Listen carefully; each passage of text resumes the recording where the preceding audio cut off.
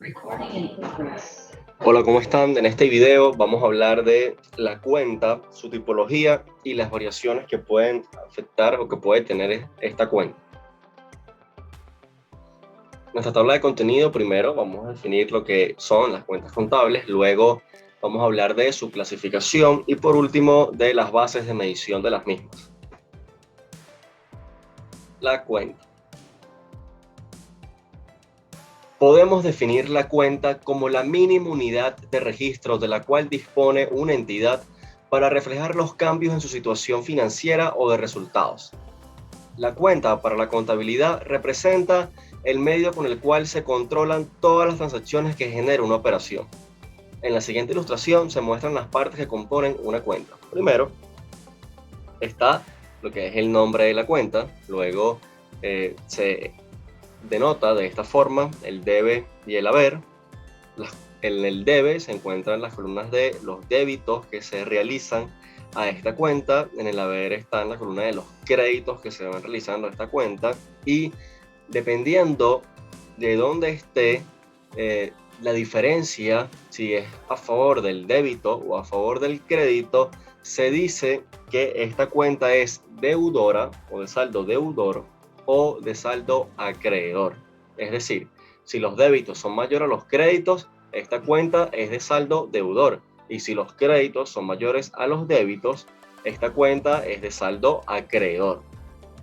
Clasificación de las cuentas. De acuerdo a su naturaleza, tenemos diferentes tipos de cuentas. Están las cuentas reales. Estas son cuentas que retiene su saldo y se transfiere al final de cada año. Estos importes se convierten en los saldos iniciales de los siguientes periodos. Ahora, en las cuentas del balance o el estado de situación financiera se encuentran las cuentas reales, que son activos, pasivos y patrimonio. Estas cuentas no tienen un fin, es decir, estas cuentas se mantienen hasta que el activo se desincorpore o hasta que la cuenta se desincorpore, para ser más preciso, ya que no son unas cuentas que determinen algún resultado periódico distinto de las cuentas nominales, que ya vamos a hablar de eso. Por eso, las cuentas reales, en lo que termina un periodo, el final de ese periodo es el mismo saldo que se debe encontrar al inicio del periodo siguiente, porque son cuentas que van a mantenerse allí hasta que la empresa desincorpore sus operaciones o hasta que la empresa decida que no quiere continuar o vaya a la quiebra en base a sus operaciones económicas.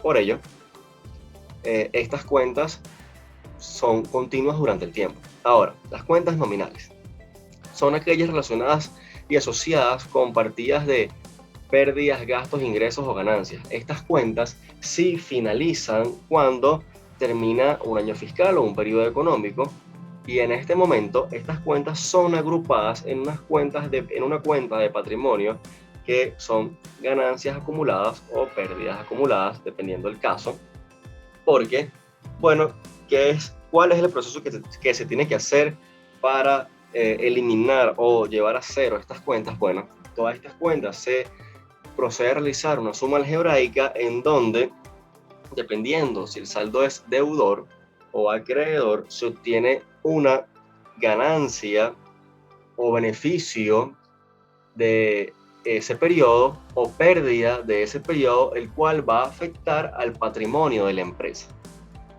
Ahora, las cuentas de evaluación son cuentas que suelen afectar a una cuenta de balance o el estado de situación financiera, porque estas cuentas lo que hacen es ajustar la cuenta del estado de situación financiera o la cuenta de balance o la cuenta real al valor en libros que debería tener esta cuenta. Es decir, estas cuentas lo que hacen, como lo dice su nombre, es evaluar una cuenta principal o una cuenta de activo o una cuenta de pasivo a el valor que esta cuenta debería tener respecto de algo en específico. Por ejemplo, una cuenta de depreciación acumulada es una cuenta de evaluación, por lo que esta cuenta afecta a una cuenta de activo y el resultado de esto es el valor en libros que debe tener dicho activo en la contabilidad de la empresa.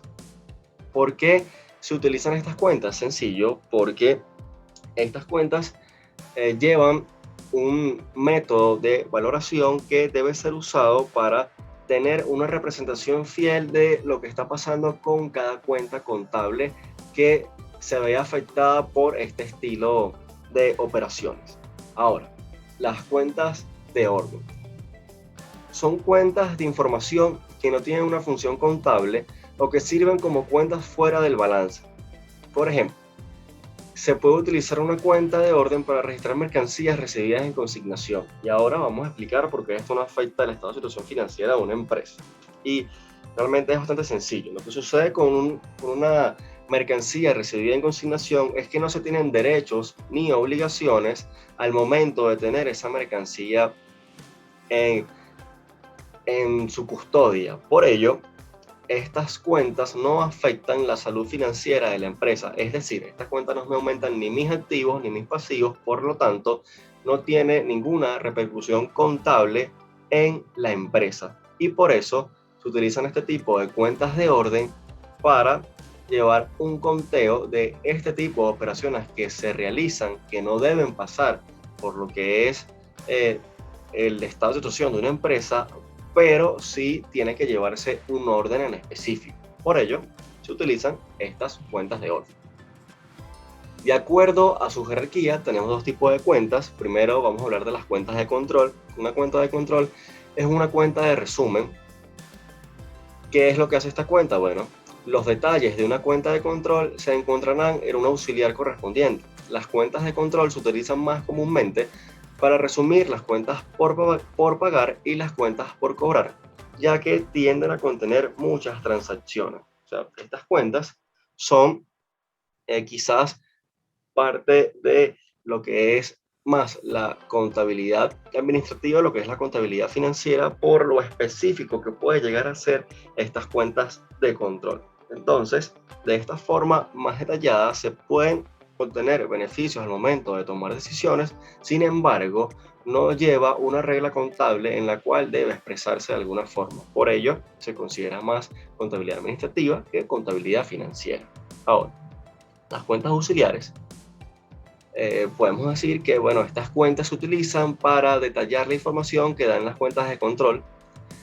Cada cuenta auxiliar proporciona una parte de la información contenida en aquella cuenta. Es decir, estas cuentas auxiliares expresan de una forma un poco más detallada lo que te quiere decir la cuenta de control, con algunos detalles que quiere utilizar la empresa que le sirvan para que ella pueda entender de una forma más fácil y sencilla lo que se está comentando o la historia que narra estas cuentas, porque al final la contabilidad lo que intenta, bueno, es narrar una historia de una empresa, es la vida de una empresa, y a través de este lenguaje común puedes entender esa historia, puedes leerla. Bases de medición. La medición es el proceso de determinar los montos monetarios a los que los elementos de los estados financieros se reconocen y se llevan en el estado de situación financiera y el estado de resultados. Por lo general, se utilizan 4 bases de medición: costo histórico, valor razonable, valor de reposición, valor realizable, valor presente, valor de uso. Las diferentes medidas utilizadas deben ser las mínimas necesarias para proporcionar una información relevante. Costo histórico. Es la base de la medición más comúnmente utilizada a partir de estas bases. El costo histórico es una medida de valor utilizada en contabilidad en la que el valor de un activo en el estado de situación financiera se registra el costo original por el cual se pagó.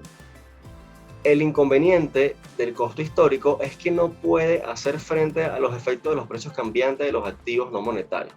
Es decir, quizás un activo no monetario que se posee, se pagó por él en un momento dado X cantidad de dinero. Sin embargo, es posible que algún tiempo después este activo tenga un valor o un precio por el que se puede adquirir mayor o menor, dependiendo de cómo fluctúen el precio, la oferta y la demanda y los fundamentos que definen el mercado de este activo. Por lo tanto, acá hay una pequeña desventaja en base a este método de medición. De acuerdo que, por ejemplo, en economías hiperinflacionarias, puede que no represente fielmente la situación financiera de la empresa, puesto que el costo histórico se quedará extremadamente rezagado con el valor de mercado que tenga el activo en un periodo cercano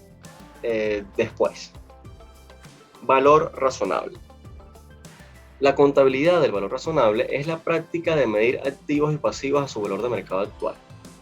El valor razonable es la cantidad por la que se podría vender un activo o liquidar un pasivo por un valor que sea justo tanto para el comprador como para el vendedor en condiciones de plena competencia.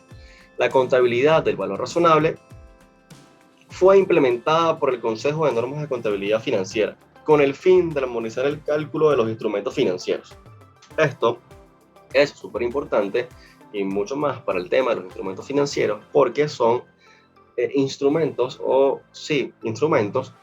cuyo valor de mercado varía día tras día y puede representar una información quizás no tan relevante si se llevara al costo histórico, de acuerdo que la volatilidad que marcan estos precios puede representar quizás variaciones importantes de acuerdo a lo que realmente se podría liquidar ese activo o ese pasivo. Entonces, al momento de tomar decisiones financieras, puede que no se tome la decisión más acertada si se tiene en cuenta de que se está trabajando en base a costo histórico y no en base a valor de mercado. Un ejemplo de esto sería, bueno, los bonos del Estado venezolano que actualmente están en disputa, los cuales están cotizando muy por debajo de su valor facial y si alguna empresa o algún sujeto que haya comprado estos bonos lo tiene contabilizado a su costo histórico, es probable, muy probable, que reciba mucho menos dinero del que tiene registrado en sus libros.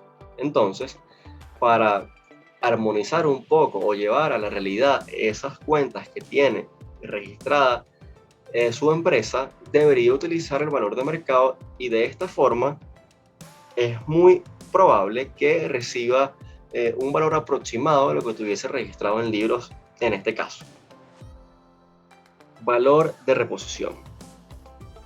El valor de reposición, también conocido como costo corriente, es el precio que una entidad pagaría por reemplazar un activo existente a precios de mercado actuales con un activo similar. En otras palabras, es el costo de comprar un activo sustituto del activo actual que utiliza una empresa. Este concepto es importante para las empresas porque la mayoría de los activos se desgastan y deben reemplazarse eventualmente. Acá lo que se trata de encontrar es el valor de un activo similar al que se tiene en ese momento en una empresa con las condiciones muy parecidas a ese activo en el mercado y conocer cuál es el valor que se está pagando o que se está pactando por él y bueno, llevar la contabilidad a ese reflejo, el cual es muy probable que sea el monto que se obtenga al vender ese activo. Por ello, este valor es extremadamente importante y quizás mucho más relevante que el costo histórico. Valor realizable. Es un método de evaluación común en la contabilidad de inventarios, que considera la cantidad total de dinero que un activo podría generar en su venta, menos una estimación razonable de los costos, tarifas e impuestos asociados con esa venta o disposición. Este concepto también se puede aplicar, por ejemplo, a los préstamos. En este caso, significa la cantidad de dinero que un prestamista espera cobrar de su prestatario. Ahora, vamos con esto. Digamos que una empresa tiene un inventario, el cual planea o espera que puede vender en 5 unidades monetarias, pero para vender estos inventarios tiene que realizar unos costos o unos gastos necesarios para poder realizar esta venta. Entonces, bueno, lo que va a contabilizar la empresa es ese ingreso neto que va a obtener al realizar esta operación, luego de descontar todo lo que es los gastos asociados a esa venta. Valor presente. Es un término contable que significa el valor actual de cierta cantidad de dinero que se espera esté disponible 1 o más años en el futuro. El concepto detrás de esto es que el dinero disponible en el futuro vale menos que la misma cantidad disponible hoy. En términos simples, compara el poder adquisitivo de una unidad monetaria en el futuro con el poder adquisitivo de una unidad monetaria hoy. Esto es súper importante porque se llega al concepto de lo que es el valor del dinero en el tiempo. Incluso grandes figuras de las finanzas y los mercados financieros de la historia, como Warren Buffett, comentan que el valor de una empresa lo vamos a obtener al descontar todos sus flujos de caja futuros a una tasa de interés apropiada. Al hacer esto, tenemos el valor presente neto de la empresa y, como consecuencia, el valor que se debería pagar por ese activo. Entonces, bueno, con esto, ¿qué es lo que podemos hacer? Bueno, evaluar si el precio que se está pagando por ese activo es razonable al valor que tiene ese activo, está quizás por debajo del valor que tiene ese activo o por encima del valor el valor que tiene ese activo. Y bueno, enfocándolo un poco en lo que es la inversión en valor, se dice que un inversionista en valor estaría dispuesto a pagar por un activo, estaría dispuesto a comprar un activo cuando el precio de este activo esté por debajo del valor del mismo. Y si obtenemos el valor utilizando este método, ya sabemos cómo podemos obtenerlo. Descontamos su flujo de caja futuro y lo comparamos con el precio. Si el precio es menor, lo compramos. Esto es una disciplina que muchos inversionistas practican, llamada inversión en valor. Ahora, esto también se aplica muchísimo a la contabilidad porque internamente una empresa puede evaluar sus activos de esta forma y conocer si sus activos están realizando alguna utilidad en base a lo que se pagó por ellos en algún momento dado. Valor de uso. El valor en uso es el valor actual neto de los flujos efectivos generados por un activo tal como lo está utilizando actualmente el propietario. Las empresas determinarán el valor en uso de un activo como parte de un proceso que evalúa si el valor de un activo está deteriorado. Acá está muy relacionado con el punto anterior. Lo que se realiza acá es sencillo, un descuento de esos flujos de efectivo con una tasa de interés apropiada nuevamente y se compara si el valor del activo se deterioró. ¿Cómo sabemos si se deterioró? Simplemente si el valor del activo está por debajo del precio que se pactó inicialmente por él. Esto es un aporte de Negocios UCAP en el marco del programa de apoyo personal académico. Nuestro profesor asesor es la profesora Indira Moya. En edición y montaje se encuentra nuestro compañero Johnny Griman, del estudiante 10. En este caso es Natalie Zambrano. Espero este video sea de su utilidad y pasen un feliz día.